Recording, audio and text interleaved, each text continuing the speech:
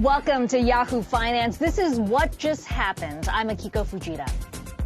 And I'm Rachelle Akuffo. Now, this is our deep dive into the biggest story of the week and how it impacts your investments in more ways than one. This week, the collapse of FTX, leaving the crypto world in a state of disarray as Sam Bankman-Fried's empire comes crashing down. And of course, this was the week, Rachelle, where we saw prosecutors hone in on Sam Bankman-Fried, the former CEO now of FTX, arrested over in the Bahamas, indicted on 8 counts of fraud, as well as, we should say, financial and elections fraud.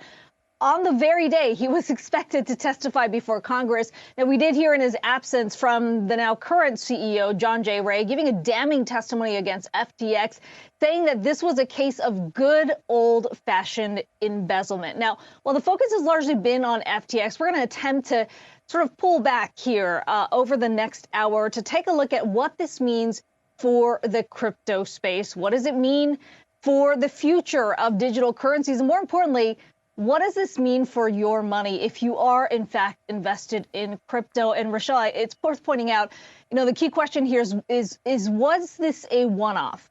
Was it just about Sam Bankman-Fried and FTX, or is this a symptom of a larger problem within the space?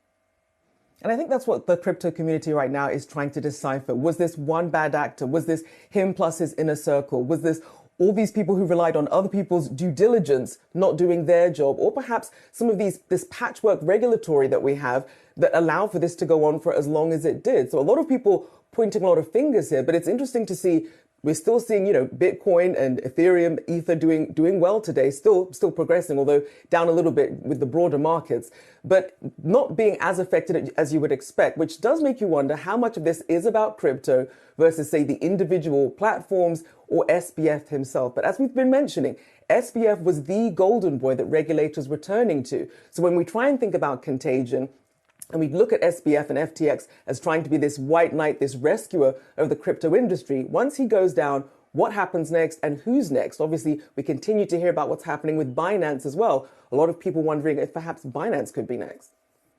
And of course, Rachelle, there are still questions within FTX. We got these reports this week about insiders who were among the senior executives who turned on Sam Bankman-Fried himself. So we still haven't seen the full story here of FTX and how it collapsed.